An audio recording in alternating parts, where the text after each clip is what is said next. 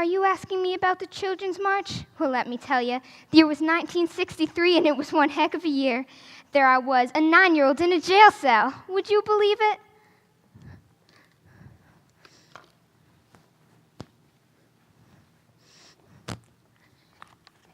Day 6, 1963. You must be wondering what me, 9-year-old Audrey Faye Hendricks, is doing in a jail cell with hundreds of others. Well, let me tell you, I was born into it. My parents are both civil rights activists, so I guess it rubbed off on me. They've been protesting for years and years to build me and Jan, that's my sister, a safer world. Here in Birmingham, Alabama, there have been 60 unsolved bombings, which means the police don't even know who did it. There have been so many, our city is called Birmingham, for goodness sake. But we kept on speaking up, trying to get something done. We were all so scared because so many grown-ups, including Dr. Martin Luther King, were placed in jail for protesting for us. In fact, Dr. King was placed in solitary confinement. He was all alone and couldn't even talk to anybody. We had no choice, though. We would never be equal. We had separate bathrooms, separate places to eat, and all of us blacks felt like a little ant about to be squashed. Now, ever since I was a child, I attended meetings at our church to follow my parents' footsteps and change Birmingham for good. Now, my parents may be activists, but they're not the big reason why I'm here. First in our city, there's Project C, which was when the adults did the same thing we were doing. They marched from our church on 16th Street right into jail. Now, they may have been arrested, but there sure weren't as many of them as there were of us. You see, most of them didn't want to lose their jobs, so most of them didn't show up. Really wasn't as successful as Dr. King had hoped. But we kids came on a mission, and you know why we succeeded? Because the police, they didn't see us coming. When Reverend James Bevel, he makes speeches at our church sometimes, when he told Dr. King that the kids should march, Dr. King was nervous, because he thought us kids would be hurt while we were marching. But in the end, it was Reverend Bevel who organized our march and taught us how to create nonviolent chaos, and, as Dr. King says, nonviolence is the strongest support. The day of the march, I wasn't too nervous or scared because I knew my parents had my back. You see, Dr. King was a frequent visitor at our house, so he discussed his plans with Mama, and my parents knew what I was getting into.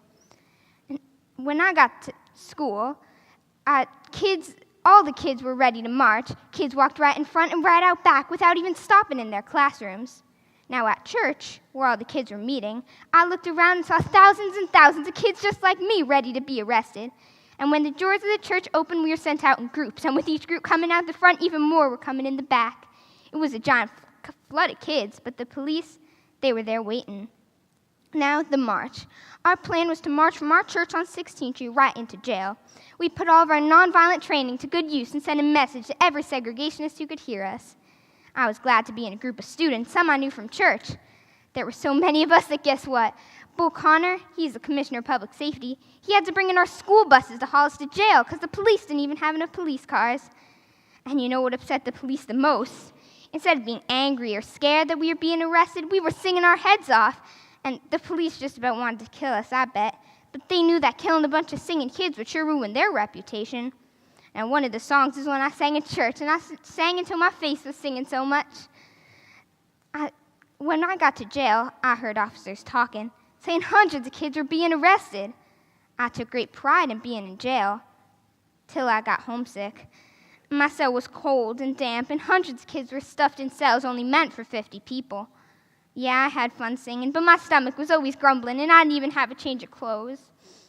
Over there, that's a girl who sits with me at school. She got to go to the bathroom, but she's got to share with all other 20 girls that got to go, and I don't want to think about it if she can't hold it anymore. And an older girl over there, she looks sick. I hope she doesn't throw up, because if she does, I might too. Plus, we're only allowed outside in a concrete area. Now, day 2 of the march, from what I could gather, was quite a hassle. I heard around 3,000 people watch the march, and can you guess the craziest thing? Kids from even outside our city marched with kids from Birmingham. Around 2,000 people arrested, from what I could hear, and it sounded like a heck of a lot of fun, until I heard about the hoses.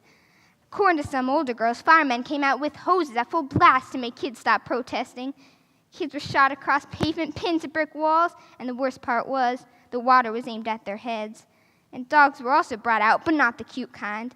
Dogs trained to bite and attack anyone crossing their path. They ripped holes in people's sweaters, cut kids' skin wide open, and sent some running back.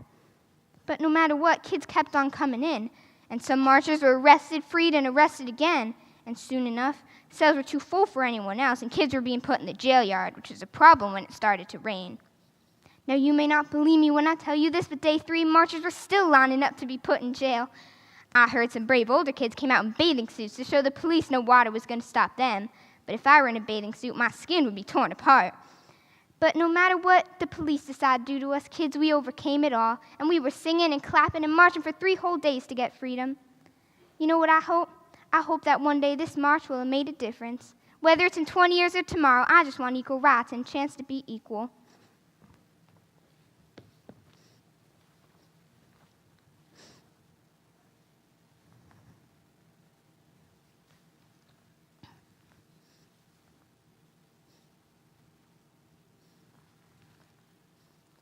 I remember the Children's March like it was yesterday. I stayed in that filthy jail cell for 6 whole days and nights. What still amazes me is that even after I went back to school, nobody stopped to ask me about my time in jail. Life went on as if nothing had happened, and I was just a normal kid like everyone else. But something had happened after that courageous march. No, I didn't realize this as a child, but now I know. We were the unacknowledged heroes of our time. It was only on May 10th, a few days after I was released from jail, that an agreement was reached between James Bevel, Eugene Connor, and Dr. King, and after 4,000 arrests in the Children's March, Connor was finally taken out of his position, and Birmingham was on its way to being equal. Later that year, on June 11, 1963, President Kennedy came on our little black and white television and said something I'll never forget. He said it ought to be possible, in short, for every American to enjoy the privileges of being American. In short, every child should have the right to be treated as one would wish to be treated, as one would wish his children to be treated. Nowadays, equality is still a right people are fighting for, but I believe the message of equality we spread back in '63 was as powerful as any march to date. We showed that no matter how small, anyone can make a difference, and anyone has the power to make their voice heard. Although the United States is far from equal rights for all, we must continue to fight for what we know is right and remain nonviolent in all of our efforts. I haven't stopped praying, not a single day, that our march and our message will always be remembered. I know as long as I live, I'll remember the Children's March. Heck, I still remember the song we sang in hopes of a greater future.